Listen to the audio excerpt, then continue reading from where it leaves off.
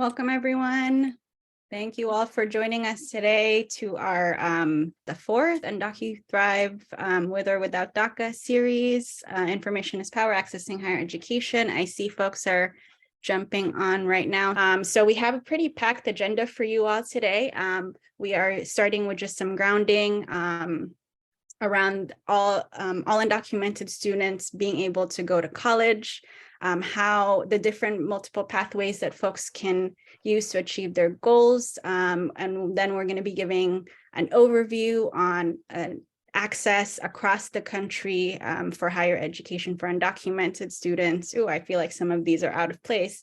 And then also talking about how organizing in community is really key to access higher education for undocumented students. How can you advocate for yourself and for yourself and others? And then before giving some resources around accessing and applying for scholarships and other things to know for after graduation, regardless of whether you have DACA or not. And I will do a quick introduction of myself and also have my co-host with me today introduce herself. But my name is Madeline Villanueva, she, her pronouns. I'm the higher education manager with Immigrants Rising. I'm also a current DACA recipient from the Philippines and grew up in California. And so I was an undocumented student throughout all my undergrad. And was fortunate enough to actually have been able to find resources, a lot of it through my own internet searching and through being connected with other undocumented students to be able to pay and like take advantage of my higher education opportunity. I also will say that I started off my higher ed journey in community college. I went to Los Angeles Pierce College, so I'm a proud community college transfer before later going on to UC Berkeley and graduating in 2017. And so I'll also pass it over to Nancy to introduce herself too. Thanks so much, Madeline. Super excited to be here with you. You know, it's really important that you all are here. We're super excited. Information definitely is power. My name is Nancy Jeditis, and I am the Director of Higher Education at Immigrants Rising. I've been with Immigrants Rising for close to a decade. And I worked formerly as a financial aid counselor, as an undocumented student advisor at San Francisco State. And I'm definitely really committed to trying to see that all undocumented students have the ability to be able to pursue their college and career without restraint. So excited to be with all of you. Thank you, Nancy. And I know folks have started to introduce themselves in the chat, but if you haven't gotten the chance to, please let us know your name, your pronouns, and the state you're joining us from today. I see there's a lot of Californians on the call, but we also have a couple of people from the East Coast, Maryland, New York, I think New Jersey. I saw Illinois over here and even Texas. So let us know where you're joining us from. And we're going to launch a poll right now to see who's also in the room with us. In the poll, if you can let us know if you're a student, educator, community member, or other, that can mean a lot of different things. So we'll give a couple of minutes for folks to do that.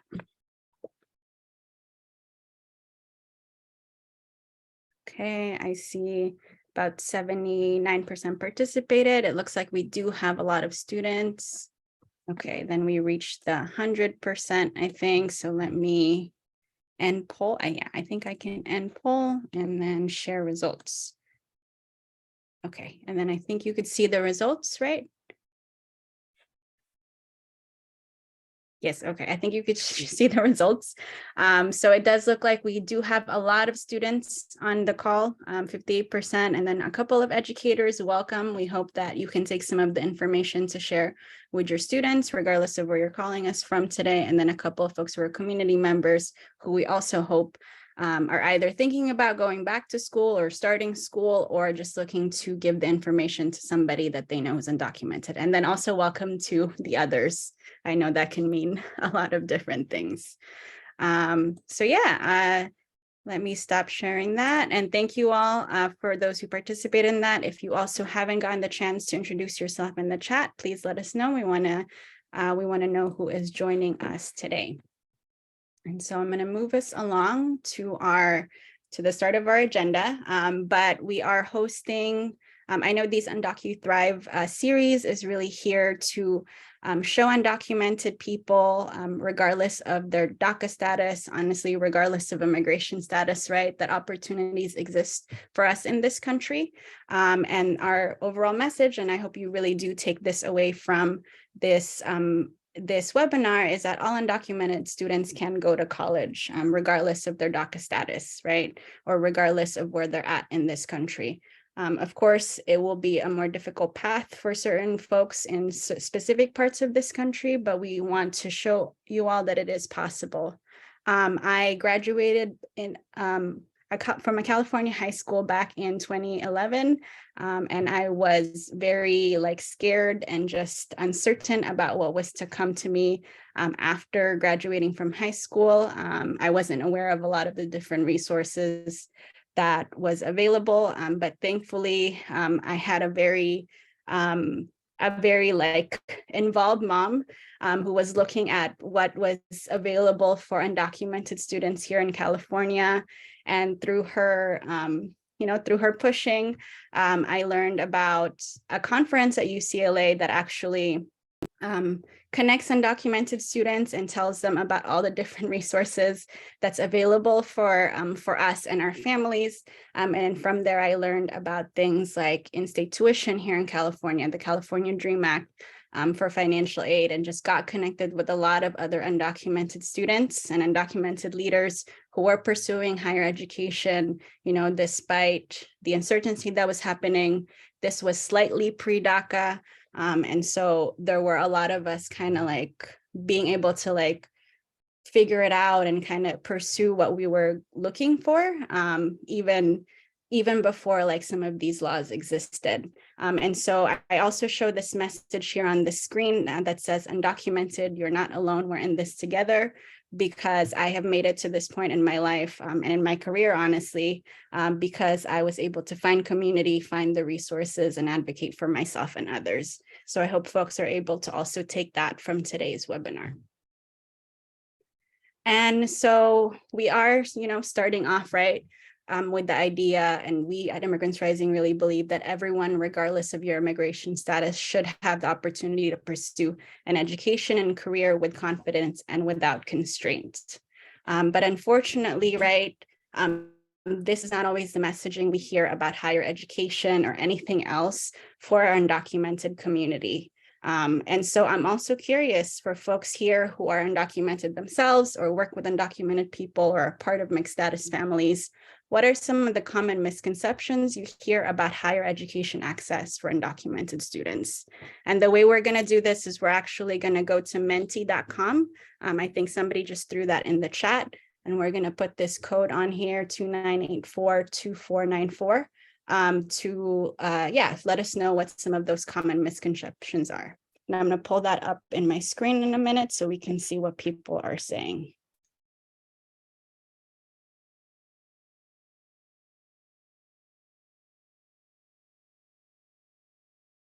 Okay, I think my screen is loading.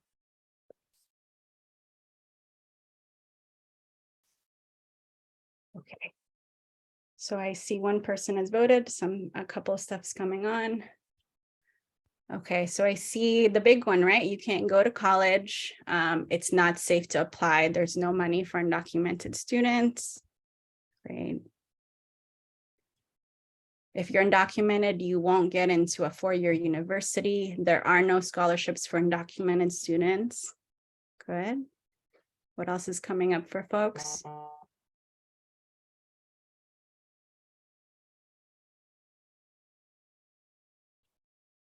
And if you're having trouble for some reason with the Menti, feel free to also throw it in the chat. I have that open so I can look at it.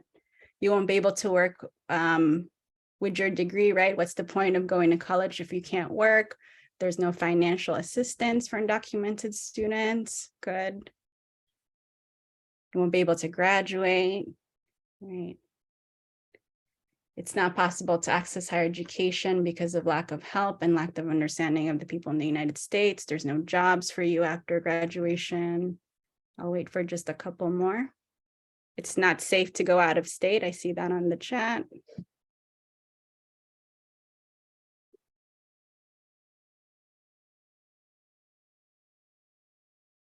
Okay, it seems like there's specific documentation you need in order to go to college. Good, okay. Yeah, so I see a lot of things here, right? That undocumented students won't get admitted into schools, that there's no money to pay for it, you can't graduate, you can't work after your degree, it's not safe to apply.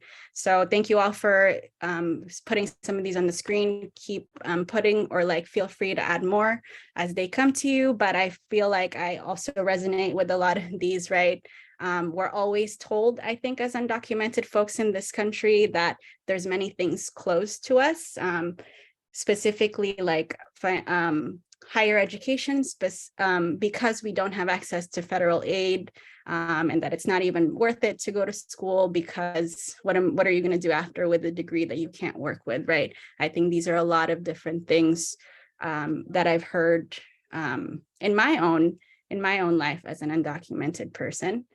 So thank you all for sharing some of those. And we do hope that we address some of these misconceptions, or we will be addressing some of these misconceptions as we go through the webinar. But we do hope that, the question is specifically around misconceptions, and do hope that people are recognizing this as not the truth for undocumented students. So we're gonna get into some of that. Let me just go back to my PowerPoint presentation. And if you didn't get a chance to vote on it, feel free to just put your answer in the chat, or the Mentimeter is actually still up. So you can continue to vote on that. And so, as I mentioned, right, I was really able to access higher education as an undocumented student because of the resources that existed and the community I connected with as an undocumented student in high school. And I know that, or this actually still continues to be the case, right, for many undocumented students, that the way to access higher ed, regardless of your status, really is to be connected, and to know that these different resources exist. A lot of the laws that we're going to be sharing with you all was made possible because of undocumented student organizing, and we're still seeing some of these wins and expansions for higher education because of continued organizing. And so I really want to center that because it's very easy, especially in this COVID world, right, to feel alone, especially as an undocumented person and all these law things that we're dealing with, but know that there is a community out there and there's work being done today despite everything that's happening. And so I do also want to ground us in some of the recent wins around higher education that's happened because of community organizing. And I will give a shout out also to higher education institutions for stepping up their advocacy of undocumented students this past year. A lot of the administrators involved in the President's Alliance on Higher Education and Immigration did do a lot of advocacy around DREAM legislation. Unfortunately, we haven't gotten that, but there's a lot more visibility for higher ed institutions to support undocumented students. There's also a national coming out day now where campuses come out in support of undocumented students. And then most recently, Proposition 308 from Arizona did pass, and that opened up in-state tuition access for undocumented students in that state. And so I think that's also a really big deal because Arizona has been historically hostile to immigrants, right? And so even in places like that, change can happen. And here most recently in California, we have also expanded access to AB 540 or in-state tuition law by passing SB 1141 to make it easier for community college students to access in-state tuition. So even here, right, in California, we're still continuing to do better for our undocumented students. And I also just want to address, right, that it's very scary to be out and be doing this type of work or even asking around about resources for undocumented immigrants. But I do want to say from personal experience, I've really found a lot of opportunities and really grown and own my undocumented identity, regardless of everything that's happening, because I was able to move forward despite fear. And so I do want to share this really great quote by one of our undocumented entrepreneurs that we've supported here at Immigrants Rising, named David Silva. And he says, I want to tell people that the fear will always be there, but you still have to do things even if you're afraid, because sometimes people see us or some other people, they don't think that we're afraid, but we're still afraid. We decided to do it even when we're afraid. And so I do think that it's sometimes hard to hold on to this as an undocumented person, but given that there's still fights, there's still resources, we're still out here, that it's really important to kind of hold on to this thought as somebody who is pursuing higher education. Okay, and so I'm actually gonna pass it over to my colleague Nancy to talk about how information can be power for undocumented folks. Thank you so much, Madeline. Just really powerful beginning to our presentation, setting the stage, speaking about your own experience, and just so inspirational to hear about the advocacy that's been taking place across the nation, right? Despite some of the craziness that's going on in Washington, despite some states that are still restrictive, there's just been powerful organizing with undocumented individuals and their allies. And I think one of the really important places around that kind of advocacy and power is through information, knowing that others have come before you, knowing that DACA came about through the advocacy of undocumented youth, knowing that those who are really directly affected have actually been able to ensure that tuition equity is almost in half the states of the nation right now, opening up opportunities. So we really want to center this idea of information is power, because the more that each of us know, the more that students know about what's going on, the more that educators know about the opportunities and rights that are available for students, the more powerful all of us will be able to be in terms of continuing to create powerful changes that will ensure that all undocumented people can pursue their college and career paths without constraint. In terms of the next slide, we are, I think it's really important that you know what resources exist, that all of us know what resources exist. In-state tuition eligibility is now open in 24 states, Arizona being the most recent one to come into the fold. I'm super excited about that. Financial aid is actually also growing as well. There's state-based financial aid in 17 states. When the California DREAM Act came through in 2011, which is, over a decade ago, we were one of the first states in the nation to put that forward. Texas right up there as well in terms of supporting undocumented students with financial aid. There is restrictive enrollment in 9 states, meaning that they're actually not allowing undocumented students to apply. But we are going to be talking about a scholarship later on, the Dream.us scholarship, that if you're living in one of those restrictive states, you can apply for the scholarship and they'll actually help you go to another state that will accept undocumented students and help pay the costs. There are a couple of states that are actually tied to DACA. So if DACA were to go away, that would put restrictions on them. But basically, as more of a blanket statement, it's really powerful and true to say that individuals can go to college regardless of their DACA status. Even if comprehensive immigration reform does not come up in this next Congress, that there still is resources available across the nation, and that there's scholarships and fellowships available that do not require proof of citizenship. So we heard some of the common misconceptions is that you can't go to college, there's not ability to be able to go to college, but we're trying to share information with you today to let you know that that's not so. Madeline, if you go to the next slide, we want to actually just show you, this is an amazing map that's created by the President's Alliance. And if you're taking a closer look at this, it's color coded. Green means comprehensive. There is actually state-based financial aid and in-state tuition. Accessible means that there's tuition, like certain specific schools. Limited means that there are very specific requirements. A couple of those purple states are limited to DACA. There is no state policy in a couple of states, those blue states. So it's kind of like individual, but state by state, and restrictive and prohibitive enrollment in a few of those states that we mentioned before. Clicking into this slide, we'll actually be able to take a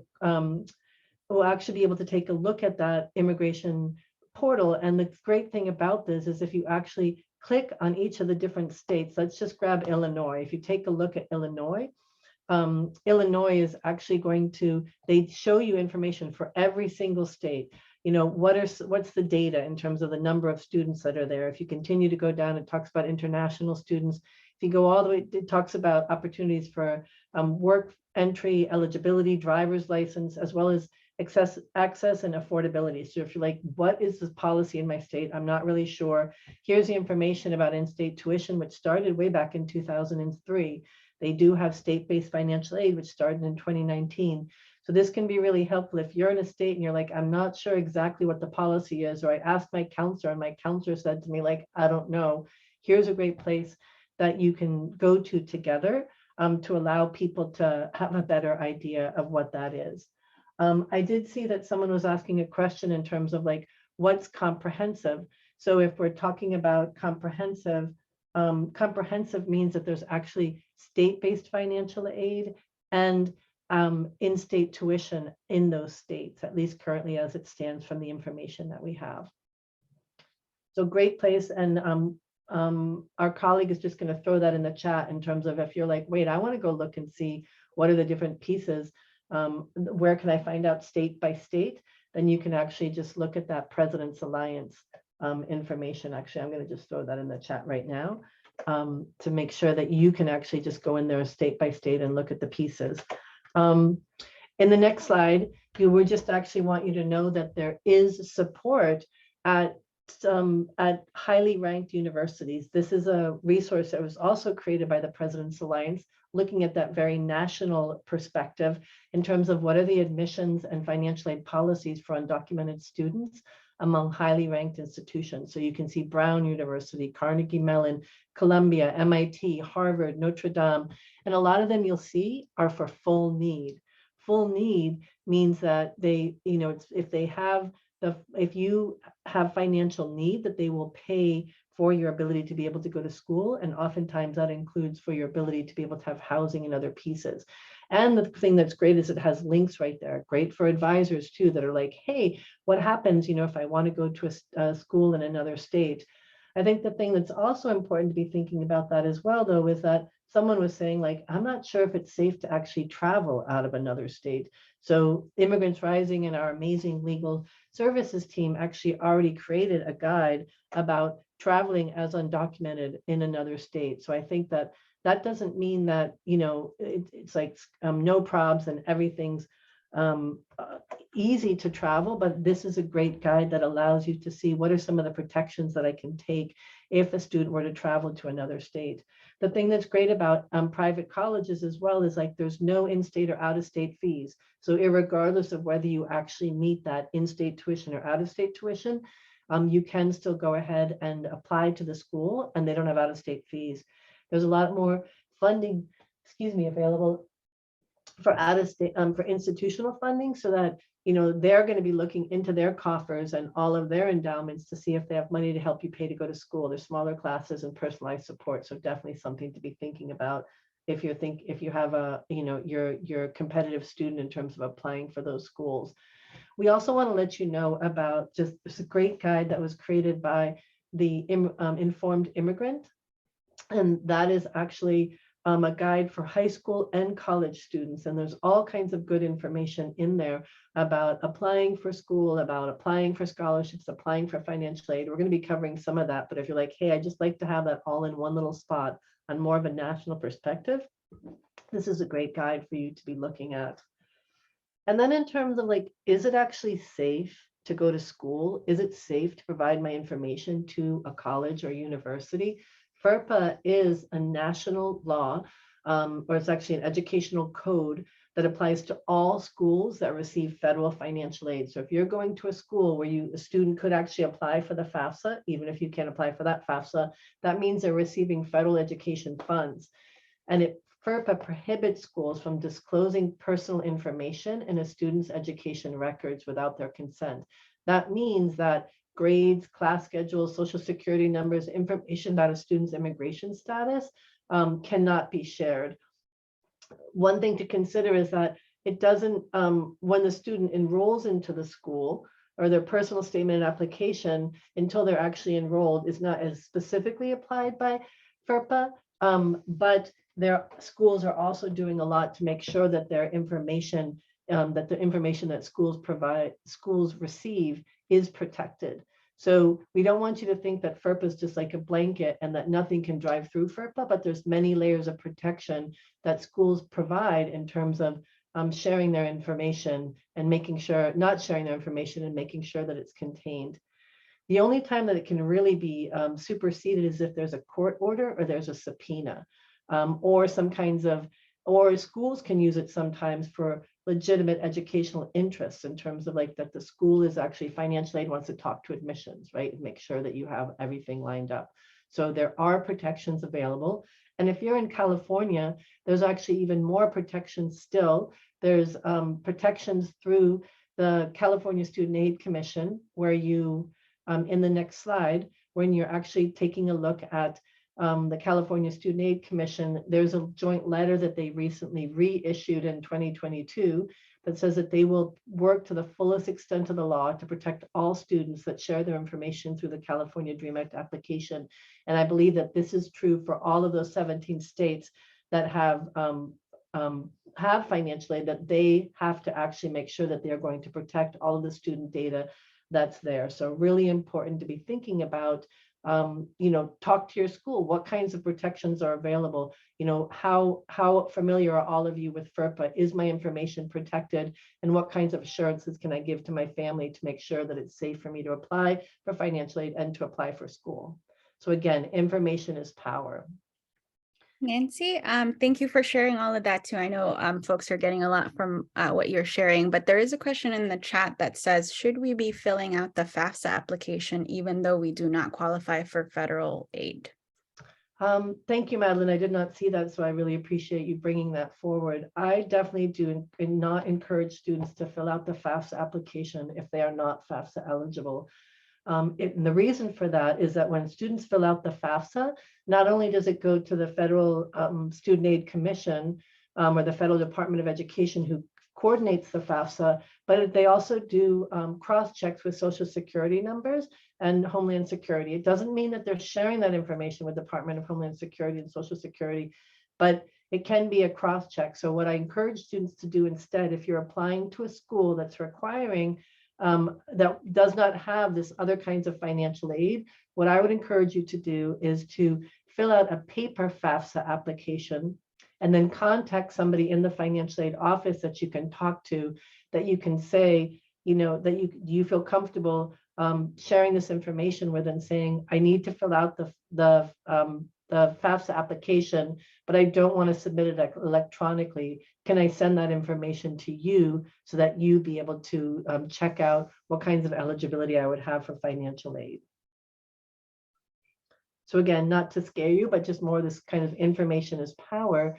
The other reason I think that it's good not to apply for FAFSA is if and when you're either able to adjust your status, they are looking to see if you applied for benefits that you didn't have eligibility for. It's not considered for you in public charge, but I think it's just better to try to apply for scholarships or use the paper application for FAFSA instead of using the electronic FAFSA application.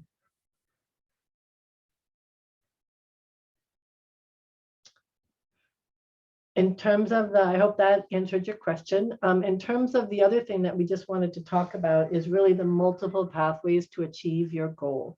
In terms of students, you can see this amazing student, like talking about being part of the UCLA, like maybe this student was a community college student first.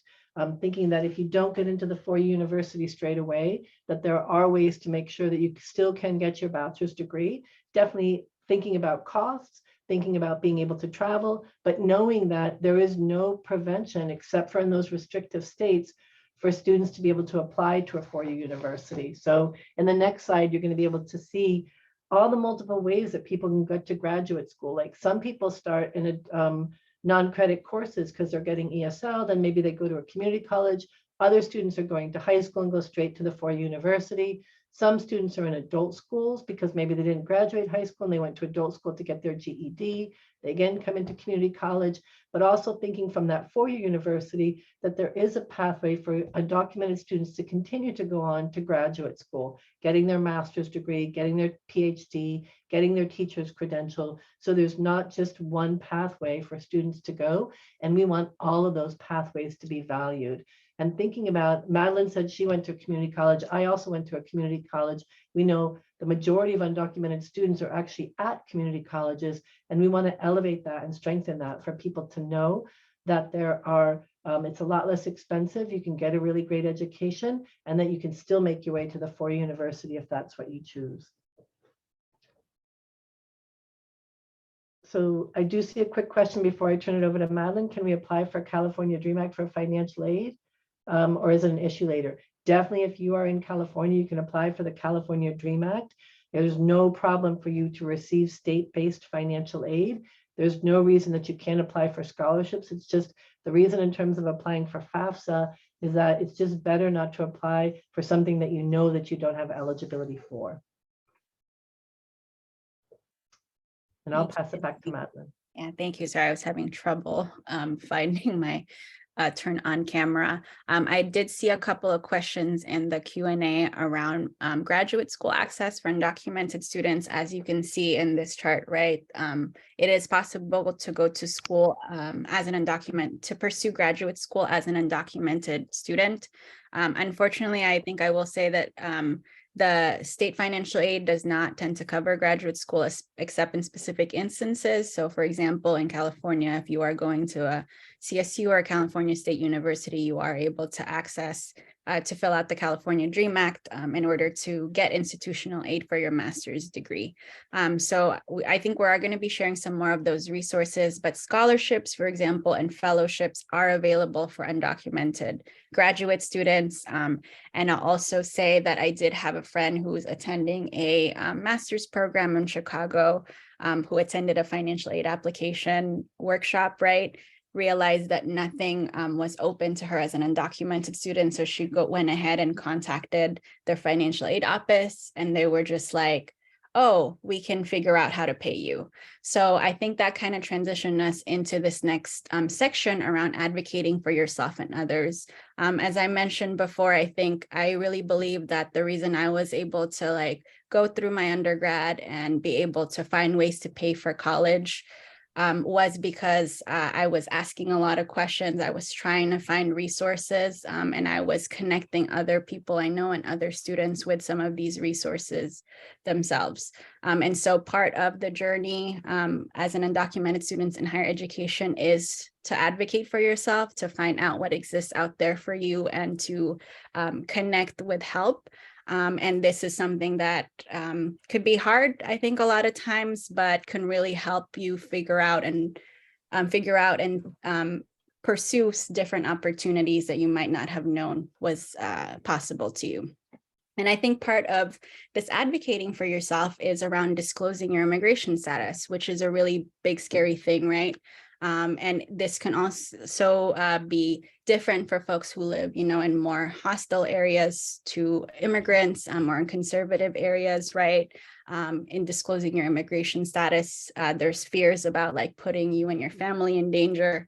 The first time I applied for DACA, for example, our immigration attorney told us that we need to move because we're giving our address to the federal government and they can come get us. So even people who are supposed to be helping our community sometimes are not informed and can really increase that fear about putting you and your family in danger. You could also be thinking about that disclosing your immigration status can kind of define you, and the only thing people see is you and your immigration status. They don't see your accomplishments, and could also it could also alienate somebody you don't know or have people judge you. But I also, I myself and a lot of my undocumented peers were really able to find those resources and each other because we were at least public or not afraid to ask some of these questions around our immigration status. So I do also want to share share some of the pros that could come with disclosing your immigration status. And that could be that you want people to know about some of the challenges you face and how you've overcome them. It could be a way for people to see that you have a need and they could help you. And it could also even show like your motivations and why you're pursuing higher education. Again, like that story I had told about my friend who was looking for support as a undocumented graduate student, she wouldn't have been able, and she goes to the school now in Illinois, she wouldn't have been able to find that resource if she wasn't she didn't ask those questions, right? And so I do think that this is something folks should weigh for themselves, but also think about some of the benefits that could come if you are able to ask for help. I do think it is really important, though, to think about to be strategic kind of about who you're asking for help. And fortunately, I think even beyond California, there are a lot of higher education campuses who are increasing their support of undocumented students.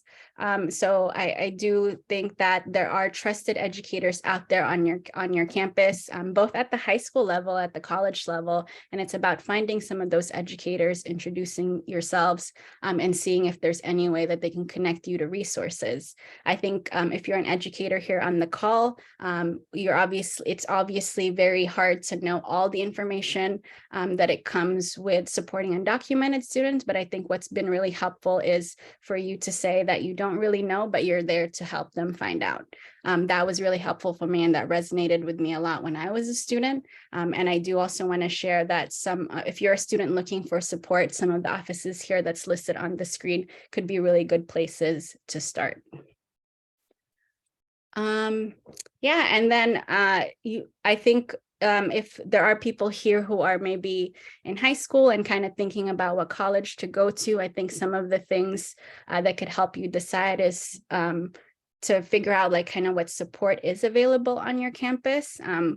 We showed that map, right, that has all these like financial aid resources for undocumented students, but there are also different institutions across the country that have dedicated supports through Dream Resource Centers, have student clubs, have other resources like legal services, emergency grants, scholarships, fellowships, internships for undocumented students. So again, I think it is about like asking a lot of these questions to find some of that support for you. And then lastly, I found a lot of my own community and a way to kind of like own my identity and see the power in being undocumented too that exists in this country by connecting with student clubs. And so there are a couple that exist for all over the country, right? So we wanted to give a couple of these examples up here on the screen. Aliento AZ, I will say, if you want to follow them on Instagram, I think was really instrumental in passing in-state tuition law for students in Arizona. So a lot of these student clubs also are not only just a place for community, but a place to help increase access for future undocumented students. And there's also a lot of different other organizations out there that do support if you're interested in graduate school as an undocumented student or you're interested in a specific career. Pre-Health Dreamers is an organization that supports undocumented students and professionals in the medical and health fields. The Undocumented Filmmakers Collectives are for creatives who are undocumented. They have a lot of great resources if you're looking to work or if you're looking to pursue filmmaking or other creative things, even if you don't have DACA, and they have a really great new website. So I plugged them a lot. And then My Undocumented Life has a lot of resources for those pursuing graduate schools, and UndocuProfessionals is a community for all undocumented professionals. They share a bunch of different resources, both on their Instagram and on their website.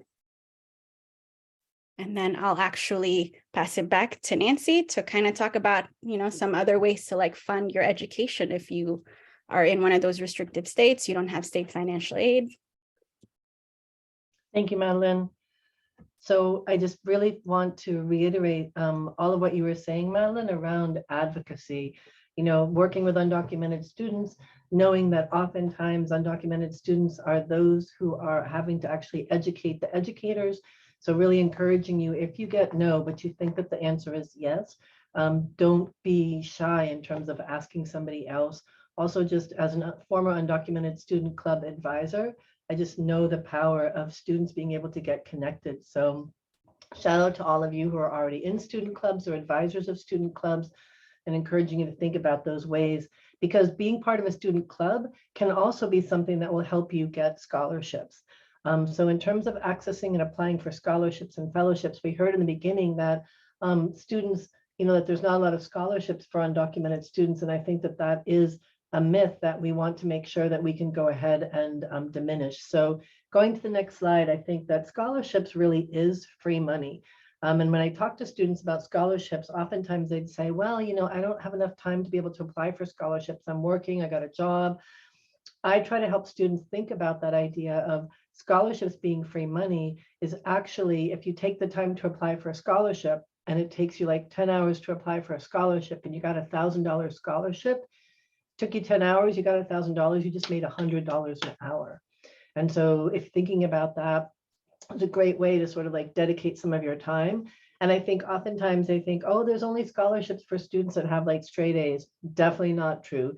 There's scholarships that are based on grades, but not everybody has to be a 4.0. A lot of low income first generation student scholarships are recognizing that there are many factors in terms of a student's grade, so that there's always sometimes a range in terms of that.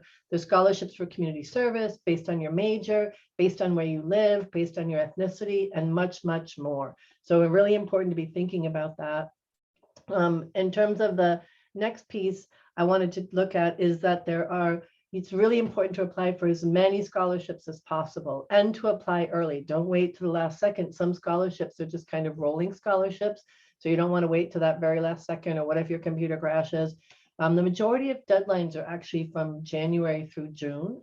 So there are some scholarships throughout the whole year. And if you follow Immigrants Rising on Instagram, every Friday we put up scholarships that are coming up in the next next couple of weeks.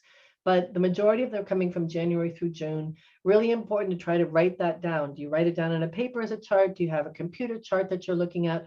But those are really important pieces. And the last thing, just in terms of overall view for scholarships, I think it's really important that when you're writing your essay, it's really important to tell your story and to tell your story powerfully. You want to write and rewrite your essay, have somebody who knows you really well read it. They'll be like, hey, you forgot to put this piece. Oh, what about that? So one good scholarship essay can usually be the base. A lot of the scholarships are asking for the same information, like what's your major? Why do you want to go to college? How have you served your community? What do you want to do with your degree? So you can take one good essay. And again, if using that model, you took one good essay, you wrote it hard, you got that $1,000 scholarship. If you rework that essay and send it out, and that only took you 2 hours, even if you get a $500 scholarship, you just made $250 an hour. And I know students that went from having no scholarships at all to getting a full ride the next year with scholarships. So not like everybody's going to be in that way, but I think the first scholarship's the hardest. And we definitely want to give you some tools to make sure that you can do that yourself. So Immigrants Rising has a powerful database that we have developed. And if you just take a peek at that scholarship, Madeline's going to click on it. This is what it looks like. So we have a facilitated group for applying for scholarships. You can actually just scooch down that list as Madeline was doing. You can see that we have scholarships about, based on your college, based on your graduate, whether you're a college, what your field of study is, what your immigration status is, are you going to community college or your recent graduate, tells you what the amount is, what the actual date of the due date is, whether it's national or just for one state. Look at right there, the GPA varies, right? So it's not just only scholarships with 4.0. So definitely you can be at a community college, a college, or a university. So there's lots of opportunities.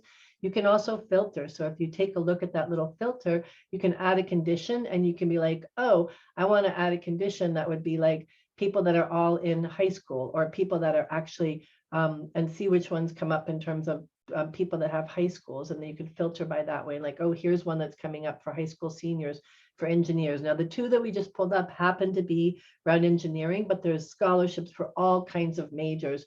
So definitely not considering that that's the only way to do it.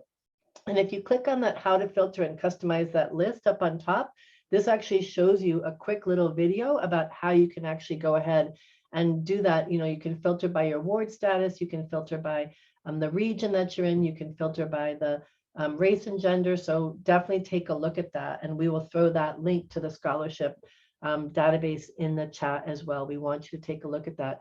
We also have this great link in terms of applying for scholarships. So this talks to you a little bit about the scholarships that are available. And apart from Immigrants Rising lists, you'll see that it got cut off, but we have additional scholarship databases that are available. So definitely be thinking about those as you're going forward.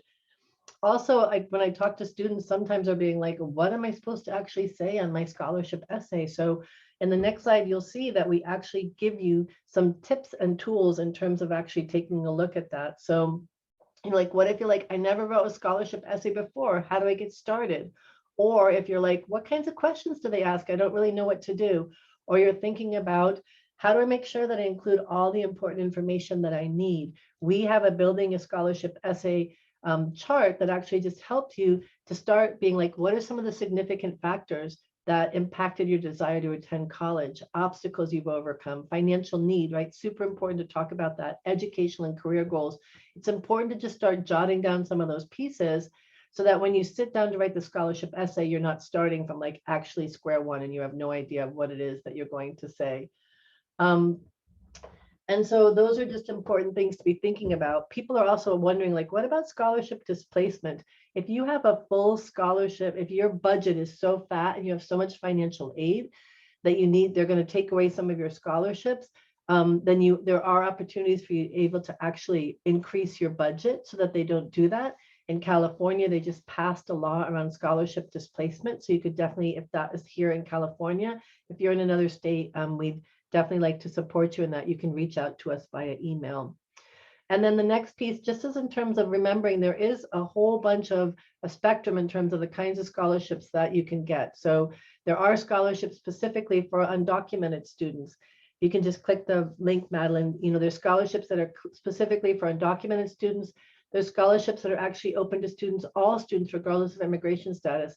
And there's actually, when DACA came through, a lot more scholarships started asking for DACA eligibility. But what many scholarships have done actually now that no new students can apply for DACA is a lot of them have said, if you would be eligible for DACA. So if you see something that says DACA required and you don't have that DACA eligibility, I definitely would encourage you to still be thinking about contacting the school or contacting the organization and checking that out. We also just want you to think about inquiring about scholarship requirements. So even if you find a scholarship that requires a social security number or has residency requirements, I'd consider calling or having a friend call, right? I'm calling for a friend. Are these residency requirements fixed? Can students who don't meet the residency requirements still apply? Or if they're asking for a social security number, could you use an individual tax identification number or an I-10 instead of a social security number? These are important questions. So I wouldn't just be like, no, I'm not even, forget it, I'm not looking at that one, but actually see, is there some advocacy that you could do to see if you'd be considered? And if you're uncomfortable doing that, find an advocate to help you. Will your teacher call? Will your friend call, inquire on your behalf? And then just important to kind of be real upfront about what your status is. If it turns out they do have specific requirements that they're not going to help you with, just move on and look for another scholarship. There's lots of different opportunities to do. So in the next piece, I just do want to call out the Dream.us scholarship. The Dream.us has millions of dollars, literally millions of dollars to apply. Now, there's only some kinds of scholarships that are available.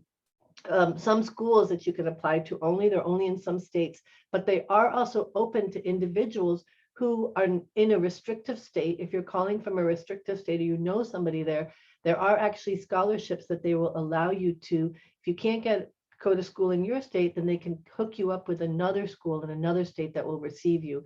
Their scholarship is coming up on February 28th is the deadline. So you still have a couple of weeks to apply. And we definitely, this is a scholarship that used to be for DACA recipients only. When the rescission of DACA came through, they actually made it so that anybody who would have been eligible to apply for DACA can still apply. So there's a movement within the scholarship community to make sure that there's more opportunities for everybody that needs those opportunities. And then you'll see that we actually have facilitated activity groups. The next section reopens in March, and it's going to help you. If you're like, I want to apply, but I just don't know how, sign up. We definitely want to help you. And there's a link in the chat for how to come up for those facilitated activity groups. So we only have a few minutes left, but I do just want to quickly talk about life beyond DACA, right? So with DACA being on such a hold right now, we want to make sure that you're available to kind of get your UndocuHustle on. So I'm going to fly through these slides pretty quickly, but you can have access to the data to our slide deck later. So just while it is true that nobody can knowingly employ unauthorized workers in the United States, and you have to go through the I-9 system, the I-9 system is not required for independent contractors or business owners. And independent contractors or business owners can use an ITIN or an employee identification number to legally earn a living in the US as long as they pay taxes. And instead of completing an I-9 form, they complete a W-9 form. And our amazing team, which is at Immigrants Rising, which is talking about entrepreneurship, put together this great video, the UndocuHustle video, which just, and you can hear directly from people about the legal business ideas they have and how people get their UndocuHustle on. And there's actually thousands of entrepreneurs that are undocumented. This number is from 2016, where there are almost 800,000 undocumented entrepreneurs who are making over $15.2 billion. And so there's many individuals who are already got their little UndocuHustle on, and you probably know someone. We want you to stop thinking of entrepreneurship as like those big doggies and Steve Jobs, and be like, who's your Tia that's kind of selling stuff on the side? Who are some of these other understandings of a career? We have a fabulous Spark Learning Hub, and you can go in there and hear the stories and videos directly of these amazing individuals who already have taken their hustle and turned it into a full-time gig so that they are earning income legally without having work authorization in the United States. Just a quick snippet in terms of like entrepreneurship, it is a way to actually earn money without work authorization, not a job. You can get paid for your services, you can participate in the economy, own your own business, and leverage your skills, talents, and ability to make money, because we know that you already have lots of amazing talents. And until this messed up government pulls forward and we continue to advocate and win comprehensive immigration reform, people still got to earn money, right? So this is a great way to be thinking about that. So if you're, we do have the Spark Entrepreneurship Learning Hub, and they have information in there about the learning modules, introduction to entrepreneurship, marketing, promotion, business structures, permits, taxes, all kinds of stuff. So it's a great opportunity nationwide for you to actually be able to get your UndocuHustle on and learn from those who are undocumented themselves about how to do this. And if you're in California, there's actually money for entrepreneurs through our seed initiative. And so there's going to be $5,000 and $10,000 grants. They should be launching in March. And you can just get more information on the spark.immigrantsrising.org. People who fill out the Spark Learning module and live in California and meet the requirements can actually apply once they complete those.